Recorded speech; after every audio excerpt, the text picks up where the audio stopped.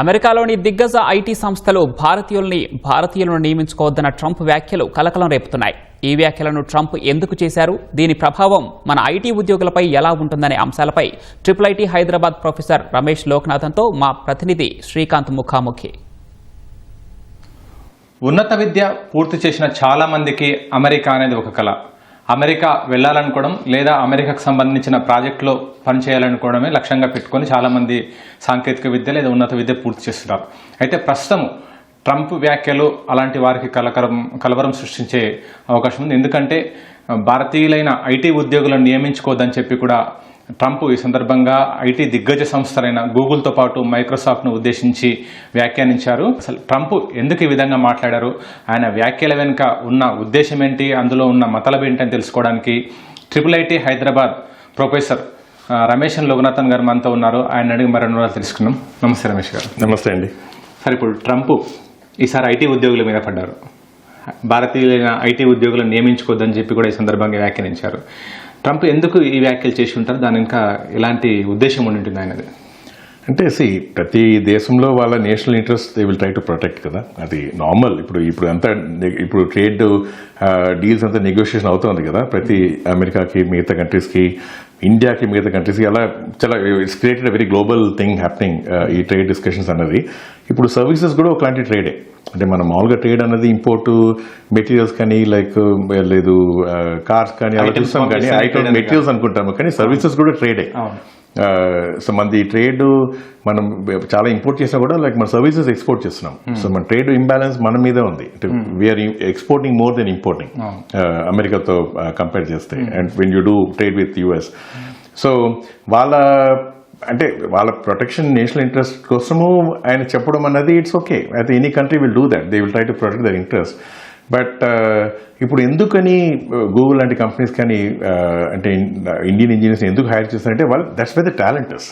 ఇప్పుడు అటువంటి కంపెనీస్ కాంపిటేటివ్గా ఉండాలంటే ఇండియన్ ఇంజనీర్స్ని హైర్ చేయడం తప్పదు వాళ్ళకి. అది ఇండియాలో చేస్తారా, US లో చేస్తారా అన్నది వేరే సంగతి, కానీ working with Indian engineers is an innovatable situation. ఎందుకంటే the good engineers are there. ఇప్పుడు వాళ్ళు they are competitive companies.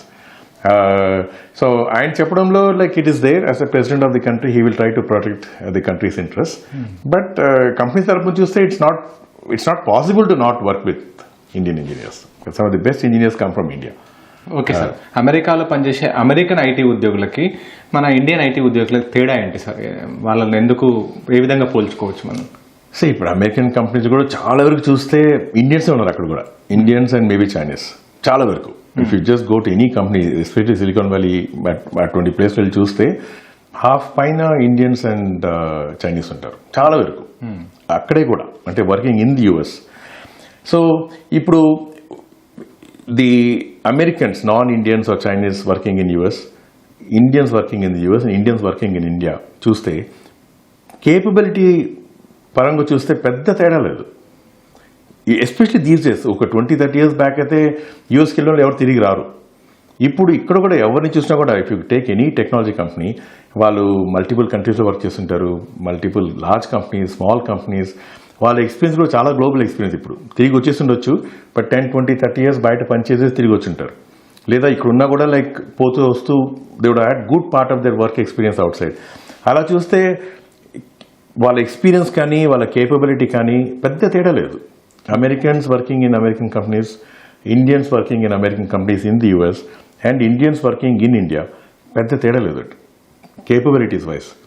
So that way when they look for global talent, it's not like they're making any compromise.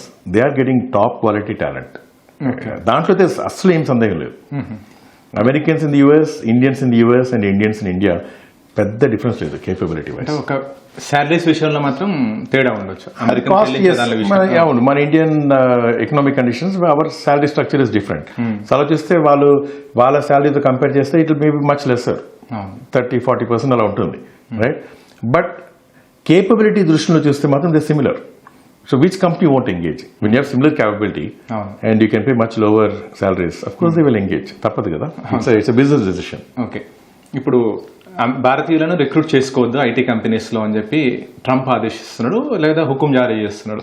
హుకుం జారీ అంటే వాళ్ళు పట్టించుకునే అవకాశం ఉంటుందా, ఒకవేళ పాసిబిలిటీ ఉంటుంది? ఎందుకంటే వాళ్ళకి అంటే ఎనీ కంట్రీ యూ కాంట్, ఇటువంటి కష్టం దాన్ని ఎన్ఫోర్స్ చేయడం చాలా కష్టం. ఆయన అడుగుతున్నారు, బట్ ఇండియాలో కూడా యూ కాంట్ ఒక కంపెనీని you can't say don't hire don't do business. ఇప్పుడు బిజినెస్ లాగే కదా ఇది. ఇప్పుడు యూ ఎక్స్పోర్ట్ యూ ఇంపోర్ట్, ఏ కంపెనీ అయినా కానీ వాళ్ళకి రా మెటీరియల్ వాళ్ళకి కావాల్సిన ఇన్పుట్ మెటీరియల్స్ వాళ్ళు ఇంపోర్ట్ చేస్తారు, వాళ్ళు తయారు చేసిన ప్రోడక్ట్స్ని ఎక్స్పోర్ట్ చేస్తారు. ఇప్పుడు ఇది అలాగే ఇది ఇంపోర్ట్ కింద వస్తుంది వాళ్ళకి, right? They are creating technology for the world, technology export చేస్తున్నారు, ఆ టెక్నాలజీ కావాల్సిన మ్యాన్ పవర్ ఇంపోర్ట్ చేసుకుంటున్నారు, అంటే services from here. So it's a trade decision and private business decision. ఇప్పుడు దీస్ కంపెనీస్, ఇప్పుడు మనకి ఇప్పుడు గూగుల్, మైక్రోసాఫ్ట్ లాంటి కంపెనీస్కి మనం చిన్న మార్కెట్ ఏం కాదు. As a market also we are very big for that. వాళ్ళు జస్ట్ ఇక్కడ వచ్చి వాళ్ళు డెవలప్ చేస్తున్నారని మాత్రం కాదు, we are also big market for that and a growing market. We are already the 4th largest economy, right? And we'll soon be 3rd largest. And you can't ignore. As a market also we cannot be ignored. So it's a two-way decision. వాళ్ళ money services import చేసుకుంటే వాళ్ళ product export చేస్తున్నారు కదా. So it's business decision. So especially యూఎస్లో businesses have lot of autonomy. అంటే unless it's a national interest, national security, అటువంటి areas తప్పిస్తే they won't be controls. It's more a guidance. ఆయన అడుగుతున్నారు, బట్ ఎన్ఫోర్స్ చేయడం అనేది చాలా కష్టం, చేయరు. It's left to the businesses to decide and for them it will be a pure commercial decision. ఒకవేళ ట్రంప్ చెప్పిన విధంగా కేవలం అమెరికన్స్ని ప్రియారిటీ ఇవ్వాలి, వేరే అవుట్ కంట్రీస్ ప్రధానంగా ఇండియా, చైనా వాళ్ళని రిక్రూట్ చేసుకోవద్దంటే వాళ్ళకి సాధ్యమయ్యే పనేనా ఆ సర్వీసెస్ని ఇవ్వడానికి? అస్సలు కాదు, అదే అస్సలు కాదు. It's a severe restriction. ఇప్పుడు జస్ట్ రైట్ నో చూస్తే ఏఐకి సంబంధించిన జీపీయూలు చాలా షార్ట్ సప్లైలో ఉన్నాయి. Every country has to import. ఇప్పుడు ఎక్కడి నుంచి దొరికినా కూడా తీసుకుంటాం. ఇప్పుడు మన హూవర్ వాళ్ళకి జీపీయూ యాక్సెస్ లేని కంట్రీస్ కానీ లేని కంపెనీస్ కానీ they are going to suffer. ఎవరికైతే ఉందో వాళ్ళు they will build solutions faster. అలాగే మ్యాన్ పవర్, ఇప్పుడు అక్కడ లేకపోతే man power go somewhere else. వాళ్ళ కాంపిటేటివ్ ఎడ్జ్ పోతుంది. అంటే మనం we are good and we are also from a financial stand point also it's very good to work with Indian engineers. అలా ఉన్నప్పుడు అక్కడ వద్దంటే like other countries will become more competitive. They will continue to work with us and we may create our own technologies also. అది కూడా ఉంది కదా, ఇప్పుడు చేస్తున్నాము. ఇప్పుడు లాస్ట్ 10 yearsగా స్టార్టప్స్ అంతా పుష్ చేస్తున్నామంటే as a country that is we should also build our own products. చేస్తున్నాం, అంత ఎక్కువ రాలేదు కానీ వస్తున్నాయి. సో అలా ఉన్నప్పుడు it's a competitive disadvantage for American companies. It won't be enforced. అదే సార్, అమెరికా అగ్రదేశంగా ఉంది అంటే ఈ ఐటీ సర్వీసెస్ వల్ల కూడా వాళ్ళ దేశ ఆర్థిక రంగానికి కూడా ఎంతో డబ్బులు సమకూడితే వాళ్ళ ఖజానాకు కూడా ఎంతో ఊతంగా ఉంటుంది. ఇటువంటి సందర్భంలో ఆయన ఇతరుల అంటే కంపెనీ సర్వీసెస్ తగ్గించినట్టు కదా, మీ అభిప్రాయం ఏంటి సార్? ఎందుకంటే వేరే వాళ్ళని రిక్రూట్ చేసుకోవద్దు అంటే సర్వీసెస్ కూడా ఆ స్థాయిలో ఇవ్వలేకపోతారు. ఇప్పుడు వాళ్ళ ఎకనామిక్ ఏ విధంగా ప్రాబ్లం ఉండదు. ఇప్పుడు స్టీల్ లేదనుకోండి, ఇప్పుడు అమెరికాలో స్టీల్ లేదు, they have to import. Suppose like నాకు కరెక్ట్ గుర్తులేదు, but I think they import steel. They make cars. నా స్టీల్ ఇంపోర్ట్ చేయకుండా కార్స్ చేయలేరు. వాళ్ళు చేసిన కార్స్ ఎక్స్పోర్ట్ చేస్తున్నారు. They still largest. టెస్లా ఇండియాకి వచ్చింది, right? Many of the American companies, of course Japanese companies, Korean companies export lot more, but US also exports. ఇప్పుడు వాళ్ళకి స్టీల్ ఇంపోర్ట్ చేయకుండా ఎలా ఎక్స్పోర్ట్ చేయగలరు? అలాగే ఇప్పుడు ఈ టెక్నాలజీ కంపెనీస్ ఎక్స్పోర్ట్ చేస్తున్నారు కదా, వాళ్ళు గ్లోబల్లీ అన్ని కంట్రీస్లో అమ్ముతున్నారు వాళ్ళ ప్రోడక్ట్స్. ఈ గూగుల్ కానీ మైక్రోసాఫ్ట్ కానీ ఇటువంటి కంపెనీస్ అన్ని ప్రతి దేశంలో అమ్ముతున్నారు. అది ఎక్స్పోర్ట్ కింద వస్తుంది. దాని సర్వీసెస్ ఇంపోర్ట్ చేస్తే కదా ఎక్స్పోర్ట్ చేయగలరు. See you can't say don't import but only export. వాళ్ళు డోంట్ ఇంపోర్ట్ అంటే మనం కూడా చెప్తాము don't import, right? So it's a trade. So and it's a service that's been accepted. It's a value based model. ఇంతవరకు దీనివల్ల ఏం problem రాలేదు. Jobs అనేది anything you import there's always a challenge. అంటే ఇప్పుడు అక్కడ అమెరికన్ కంపెనీస్ అక్కడ చేయగలిగింది ఇక్కడ చేస్తున్నారని కాదు, అంత టాలెంట్ లేదు అక్కడ. That many large number of engineers లేరు. అంటే ఇక్కడ చేయకూడదంటే అక్కడ ఆప్షన్ లేదు. అక్కడ అంతమంది ఇంజనీర్స్ లేరు అక్కడ. సో ఒకటి అక్కడ లేరు, ఇంకొకటి ఇక్కడ ఉన్నారు. And they're as good and they much cheaper. Why would they not engage? Sir, అయితే ప్రస్తుతం అక్కడ అంటే దాని మీద ఆధారపడి అంటే అమెరికన్ కంపెనీస్ వరల్డ్ వైడ్గా సర్వీసెస్ని, ఐటీ సర్వీసెస్ ఇస్తున్నాయి. దాని మీద ఆధారపడి భారతీయులు లక్షల సంఖ్యలో ఉపాధి పొందుతున్నారు.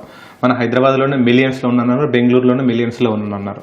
ఒకవేళ ఈ ట్రంప్ నిర్ణయాన్ని కనుక అంటే కనీసం అమలుపరచాలనే ఉద్దేశంతో కనుక అక్కడ దిగ్గజ సంస్థలకి ఇట్లా ఏమైనా నిర్ణయం తీసుకుంటే ఎలాంటి ప్రభావం పడవచ్చు, దానికి ప్రత్యామ్నాయ మార్గాలు ఏముంటాయి? లేదండి, తప్పకుండా అవ్వదు. It's not easy. అండ్ కొంచెం ఒకవేళ అంటే వెరీ స్ట్రాంగ్ లా పాస్ చేయాల్సి వస్తుంది. యూఎస్లో ఆ కల్చర్ లేదు. వాళ్ళకి బిజినెసెస్కి చాలా అటానమీ ఉంది అక్కడ. మిగతా మనకి ఇండియాలో ఉన్నదానికి నీకు అక్కడ most countries compare to most countries యూఎస్లో చాలా అటానమీ ఉంది బిజినెసెస్కి. So very few places government can enforce. They don't try to enforce. Legally they can if they want, but they don't. Business autonomy చాలా ఉంటుంది అక్కడ. నేషనల్ సెక్యూరిటీ తప్పిస్తే మిగతా చోట్ల చాలా రారు. ఇంపోర్ట్ డ్యూటీ వాటిలో పెడతారు కానీ, బట్ అదర్వైజ్ ఎక్కువ రారు. Government doesn't intervene much in business. So మన సర్వీసెస్ మీద వాళ్ళు duty, that's the worst. Most they can do probably is import, right? Impose some duty on services. చేయరు, ఎందుకంటే అసలు మనం కూడా ఇట్స్ టూ వే స్ట్రీట్ కదా. వాళ్ళు ఎంతైతే వాళ్ళు మన సర్వీసెస్ తీసుకుంటామో మనం కూడా వాళ్ళ సర్వీసెస్ ప్రోడక్ట్స్ తీసుకుంటున్నాం. సో ఇది కొంచెం ఇలా డ్యూటీ రావచ్చేమో కానీ, బట్ స్టాప్ చేయడం అనేది మాత్రం తప్పకుండా జరగదు. అమెరికా ప్రస్తుతము వేరే వాళ్ళని వినియోగించుకోవద్దు, రిక్రూట్ చేసుకోవద్దు అని చెప్తున్న తరుణంలో మనం దాన్ని ఏ విధంగా దాన్ని ఉపయోగించుకునే అవకాశం ఉంటుంది? ఎందుకంటే చాలా మంది మానవ వనరులు ఇక్కడ నుంచి, మన ఇండియా నుంచి అమెరికాకి వెళ్ళడం, లేదంటే ఇక్కడ నుంచి అక్కడ సర్వీస్ అందజేయడం చేస్తున్నారు. ఒకవేళ అక్కడ ఈ ప్రకటన వెలువడిన నేపథ్యంలో దాన్ని మనం పాజిటివ్గా తీసుకొని మనం ఏ విధంగా ఎస్టాబ్లిష్ చేసుకోవచ్చు, ఇన్ఫ్రాస్ట్రక్చర్ ఏ విధంగా డెవలప్ చేసుకొని మన వనరులను మనమే ఉపయోగించుకొని ప్రపంచవ్యాప్తంగా సర్వీసెస్ అందించే అవకాశం ఉంటుంది. ఆ విధంగా స్టార్టప్స్ కానీ కంపెనీస్ కానీ ఏవి మేరకు సిద్ధమై ఉన్నాయి? తప్పకుండా అండి. ఇప్పుడు చూస్తే, ఇప్పుడు మనము లాస్ట్ 2-3 years చూస్తే వెదర్ రిసెషన్ ఫియర్స్ వల్ల కానీ, లేదు వీసా అన్సర్టనిటీస్ కానీ కొంచెం బాగానే తగ్గిపోయింది లాస్ట్ 3 yearsలో. అంటే ఒక మాస్టర్స్ కానీ లైక్ యూఎస్కి వెళ్ళడం అనేది చాలా తగ్గిపోయింది.